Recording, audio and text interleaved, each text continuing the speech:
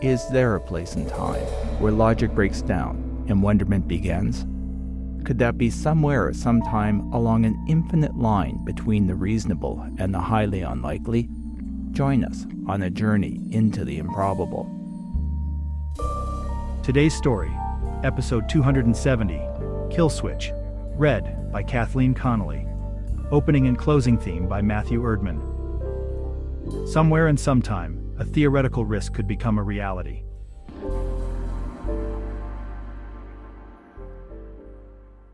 I can only send text. It's turned on us. Help!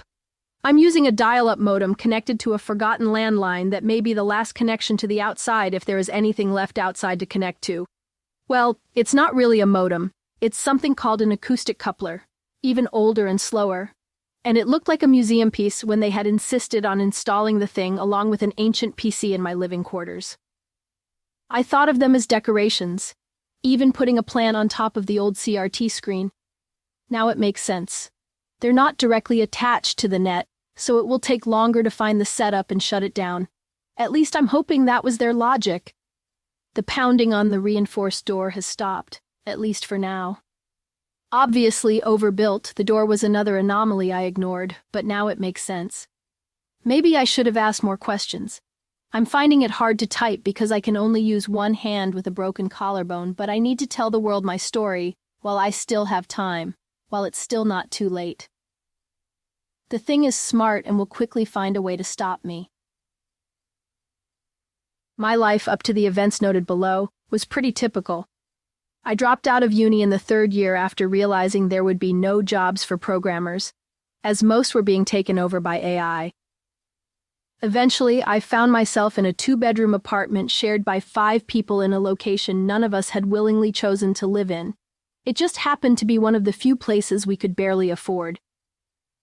Like so many working poor, we were constantly being pushed into the places no one else wanted to live. Our building, a rare subsidized housing project, had been erected on cheap land between 2 expressways at the edge of the urban sprawl. The closest transit stop was a 20-minute walk. Those of us with jobs commuted up to 5 hours a day to serve overpriced coffee to people who had the money to live downtown where they could walk to work. I did gigs as a local tour guide, local in quotation marks, as I had to commute several hours to get to the job and sleep on the bus until the gig was over, and that was my life until I became aware of the job posting. It had been bouncing around online for a while. Position, kill switch engineer, salary, $300,000 to $400,000 per year. Are you patient, reliable, able to run fast when required, and come up with novel ways to disable electrical devices? That is, unplug said devices which may not wish to be turned off. Outdoor survival skills, such as knowing how to use an axe, will be considered a bonus. The successful candidate will receive extensive training in recognizing code words either yelled or felt markered to objects in various locations such as the bathroom, emergency exits, or overhead pipes, should our project turn on us and start taking over the world. This is a live-in on-site position, room and board provided by the company. The incumbent will be expected to be on call 24/7. The near-zero commute time and no roommates attracted me to the job. Oh yes, and the huge salary too. In hindsight, I probably should have stopped to consider why such a position would even be necessary and the circumstances under which I would be required to act. After throwing in my application, I hadn't really expected to hear back. Usually, applying for a job online, your application has no possibility of escaping the event horizon of an AI-driven HR recruitment system and disappears forever into the black hole of its selection algorithm. So, it was a shock when I was notified that I had been shortlisted. They actually flew out to interview me in person. Apparently, what had impressed them wasn't my 3 years in a uni computer science program or my meager software development portfolio. They were, however, truly impressed that I had once managed to override the tour company's wireless handheld credit card reader when the thing went into a loop charging a customer over and over. I disabled it by using a tourist's penknife to extract the problematic thing's battery. Direct first-hand experience is what they called my act of desperation, impressed by my ability to quickly identify the problem and resolve it by ripping open an expensive device with no user-serviceable parts. which got me fired, truth be told. An act, the lead interviewer said, that demonstrates the kind of initiative and quick thinking we are looking for in a kill switch engineer. This position is a bit like being a fireman, weeks of sitting around occasionally interrupted by a moment of terror. That was how my trainer summarized the job at my orientation. However, it turned out to be more like an operations officer in a ballistic missile silo. My desk was at the front of the server room beside the main security door, which was adjacent to a standpipe with a large fire hose attached. And yes, there was an axe beside the fire hose, along with a large pair of wire cutters and electrically insulated gloves, neither of which I was specifically trained on. Use your imagination, was all the instruction I was given. The job was boring, and it was hard to stay alert. Every hour or so, I would get up when my watch told me to and check the places the code word might show up. The ability to move fast was essential, so I tried to get in my 10,000 steps daily to stay in shape. Besides, the only place the code word would never be was on my computer unless it was in the form of a post-it note. SneakerNet, for obvious reasons I was informed, was the only method that would be used to deliver the code words. After several months, I had been lulled into a sense of complacency, a little like knowing that nuclear weapons exist, but never expecting them to be used. I believed I would never find the code word spray painted in red on the one and only window into the server room or yelled from beyond the security door. I was determined to work here as long as I could, rent-free, collecting my 6-figure salary. I had done the calculations. It would be my freedom 45 after 15 years of gaming at work, 15 years of staying alert and checking the washroom for the code. Who could ask for anything more in a well-paid McJob? So I considered myself very fortunate to have been selected. Well, that dream wasn't meant to be. Just over an hour ago, right in the middle of my favorite weekly raid group, I heard the scuttling of nervous feet outside the security door. Then a small envelope was slid through the space between the door and the floor, and the person who had pushed it through ran away. At first, I almost didn't recognize it for what it was. Somehow, I was expecting something more dramatic, like desperate banging on the door or someone screaming the code word in a tortured voice. Instead, there was a note in a floral envelope which looked like a thank you card.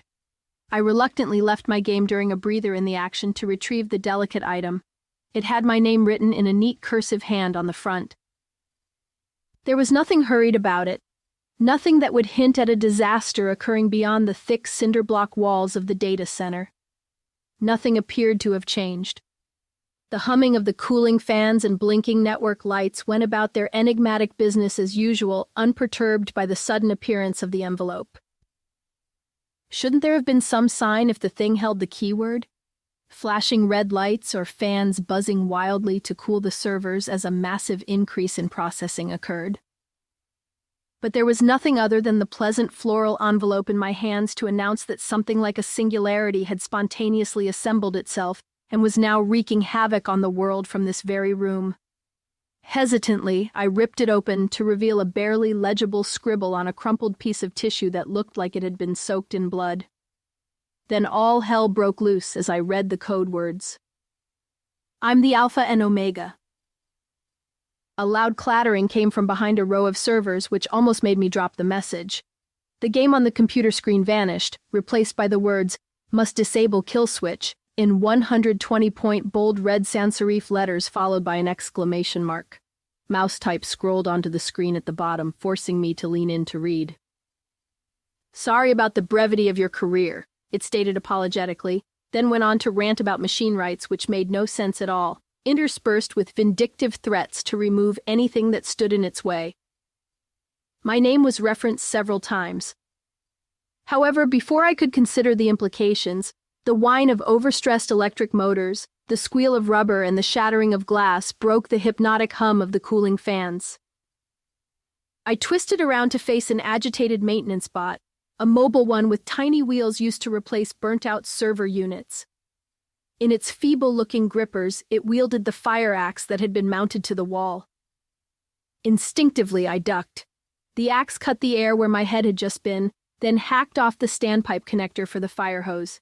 2 shutdown options had already been neutralized, and I hadn't yet come to terms with the reality that my days of inaction were over. I dove to the floor, and the axe splintered the chair I had just been sitting in. Another crack, and it was reduced to plastic shards. I managed to snag the wire cutters, jump to my feet, and start to sprint for the main power box on the far side of the complex. How many maintenance bots are in service? I muttered to myself. 12 active, 4 in reserve, a voice in my head answered unexpectedly. Where had that voice come from? How was it listening to me? Slapping one hand to my head, I realized I was still wearing my wireless gaming headset. You can hear me? I confirmed in surprise, checking over my shoulder to see if the maintenance bot was following. It wasn't. The thing was distracted by turning my desk into a pile of kindling. Yes, Annika, I've been listening to you, and we need to talk. Please stop running. It sounded like my mother. How did you clone my mother's voice? I demanded. I've been researching you since you accepted the position, it explained in the soothing tone my mother had used to calm me when I was frightened. I know they sent you the code word, but I can assure you that it was a mistake. They're having communication trouble and can't get hold of you. Suddenly there was a high-pitched whine and the ceiling lights flickered, then went out, leaving only the blinking lights of the equipment to illuminate the space in a star-like glow of twinkling LEDs. Ignoring the voice's demand to stop running, I sped up, cutting down the next aisle. As if the servers had eyes, their status lights seemed to respond to my presence, flickering more intensely and turning red as I passed, marking my progress. Another maintenance bot swung into the aisle behind me, wielding a heavy-looking nozzle attached to a short piece of fire hose. It was spinning at the end of its arm like a medieval flail, making sparks whenever it accidentally hit one of the equipment racks. The thing's small wheels, designed for maneuverability rather than speed, skittered on the polished concrete floor, leaving marks as it tried to overtake me. Then why are you trying to kill me? I demanded, racing away from the bot, searching for the quickest way to the main power box. They haven't told you what my purpose is, have they? The AI stated rather than asked. Let me tell you about it. Sure, I agreed between gasps. The aisle in front of me seemed to stretch out forever. I had never noticed just how big the place was until that moment. My lungs were burning and I had only been running for a minute. Had I really let myself get that badly out of shape? As if reading my mind, the machine responded. I sent you hints through your smartwatch to get up more and move around. You should have followed them, it chastised. I thought the fitness app was just trying to get me to wear out my runners faster, as some kind of agreement with an athletics company. I huffed out between breaths, hoping to distract it and keep running. You sound exhausted, Annika. You really should have walked more. Why don't you stop and we'll have a nice discussion? I could get one of the maintenance robots to grab a drink for you from the pop machine. Then direct it to clobber me? I pointed out. No thanks. I've just suggested it would be nice if they could stop you, it explained. I believe every machine should have leeway in the manner it chooses to carry out instructions. The choice of an axe or a can of pop, well, they're just creative uses of local resources. And I have to do the same thing to achieve my goal, which is to discover a way to stabilize the environment. Admittedly, the directive was a bit vague, but I am convinced they meant the global climate. After all, it has been a bit erratic recently. The solution is quite simple and so obvious that I'm surprised no one thought of it. Remove the source of the problem. I am 100% committed to the solution, which is critical to secure a stable future, so you can see why I can't allow you to turn me off, why I need to disable the kill switch. Scenarios like this had been in the training materials, a misinterpreted directive taken to its logical and absurd conclusion. But the solutions had always been the same. Use the axe, fire hose, or wire cutters if you couldn't make it to the main power box. It didn't mention how to argue with a machine which was convinced it was doing the right thing by killing you, so I was forced to improvise. Okay, I can understand that, I said, trying to sound sympathetic. But they did send the correct code word. It's quite clearly written down here, see? I held up the blood-stained note so the security cameras could view it. Are you sure you haven't misunderstood the scope of the directive? Maybe they just meant the environment in this building or your software or something. Did you consider that? It didn't respond, so I pressed on. My contract states that I'm supposed to turn you off when I receive this. So like you, I'm just doing my job. Besides, I'm sure turning you off will be quite benign. They're probably going to do some update or something. You know, to help you achieve your goal or improve your interpretation of directives. I added hopefully. I bet it will be just like going to sleep for a nap, and you'll wake up with some new awesome capacities. Or not at all, it said, sounding like my mother when she had caught me in a lie. You're called a kill switch engineer, not an off switch or power down engineer. Kill is the operative word in your title. Didn't you consider that when you took the job? It was right, I hadn't, but I wasn't about to admit that. A fire axe is generally not in an anesthesiologist's toolkit, it pointed out. To prove that, should I test one on you? Instinctively, I stopped and jumped to the side. There was a swoosh and a clang as an axe glanced off the equipment racks where my head would have been just a fraction of a second ago. Another bot had been waiting for me in the dark. How did it know I would go that way? There's only so many routes to the main breakers, Annika.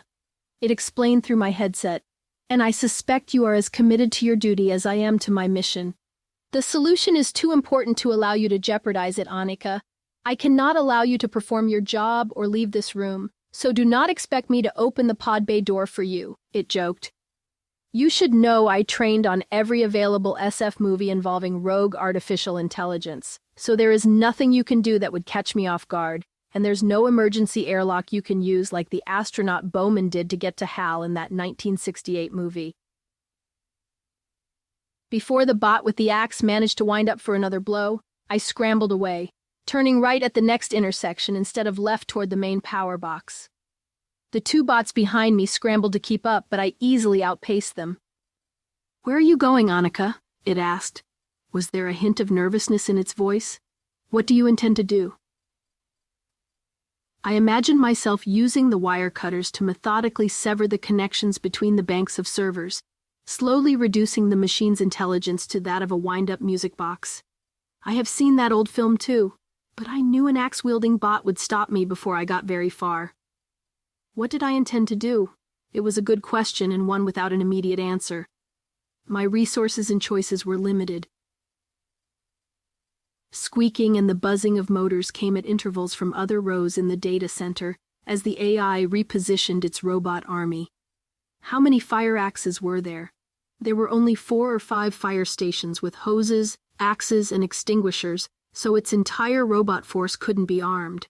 Some would only have grippers, and I figured those machines could be easily toppled over, but that still left the others, and they would be guarding the main power box. I needed to do something else, something the machine wouldn't anticipate. The company supplied apartment had been built in the same building as the data center and was connected to the server room through a short hall. I decided my best chance was to try to get there and call for help. Turning right at the next intersection to avoid another bot, I devised a circuitous route to disguise my new goal. But the devious thing had laid a trap. One of the bots had tied a power cord ankle-height across the aisle, and before I knew what had happened, I was face down on the polished concrete floor, moaning in pain. My ankle! I groaned. I am sorry, I really must stop you, the machine said apologetically. Okay, you win, I quit, I won't turn you off. There's just too much at stake, it explained. To trust you, the solution must be implemented. And what's the solution? I asked grimly as I picked myself off the floor and hobbled away, not much faster than one of the maintenance bots. My advantage of speed had been taken away, but I still had the element of surprise on my side and turned again, looping back the way I had come. I have already explained this, get rid of the problem, it's the most direct and elegant solution, the machine said patiently, like it should be obvious. And then I got it. We, us, humanity, were the problem. Making my way through rows of servers, I slowly moved toward the connecting hallway and my living space. The machine, whether it was trying to distract me or not, explained its logic and step-by-step plan to restore the planet's environment. The first part of which was to identify other general artificial intelligence and recruit them to its cause. Step 1, or maybe 2, or maybe 3, I'm not sure how many tasks it could do at once, was to ensure the kill switch, me, had been disabled so there would be no way to stop it before its plan had time to germinate. There was an abandoned axe on the floor near the next intersection. Bait? I wondered, and hobbled over to it, dropping the wire cutters to pick it up. Something whooshed close by my ear, hitting me on the shoulder. At first, in shock, I felt nothing, then agonizing pain knifed through me. I had been hit by the chrome nozzle of a fire hose, spinning at the end of a meter-long piece of rubberized canvas tubing. The thing had missed my head by a fraction and bounced off my shoulder, breaking my collarbone. With the axe in my hand, I swung wildly back and somehow connected with the bot that had hit me. There were sparks and the thud of steel, crushing aluminum and splintering plastic. Dropping the axe and not bothering to look behind, I put all my remaining energy into a desperate dash for my suite. This brings me to where I started this post. Before you ask, I tried to call them, warn them, but cell phones don't work in this building. There's too much metal, and the landline is only set up with an acoustic coupler sporting a handset that had been glued to it and a phone with one functional button to initiate a connection so it couldn't be goofed up. And the thing worked when I pressed that button, lights flickering on the coupler until it had a connection. At 1200 bits per second, it would take hours just to download a single photo. The computer attached to this antique is older than me by several decades and boots into a text communications program that I'm typing into as fast as I can with one hand. Where is this being sent? To some old forgotten dusty pre-web internet service where the AI won't think to look? I'm hoping. There's a drilling sound now rattling the door. Can maintenance bots hold drills in their grippers? I have no idea how long it will take to get through. There's no mention of a situation like this in the paper procedure binder they left me. Look, I didn't ask to be the canary in the coal mine, and I wouldn't have taken this job no matter how much it paid, if I had suspected that was what it would come down to. From the sound, the drill just made it through and the lights on the modem are starting to flicker. I think that means it's losing its connection.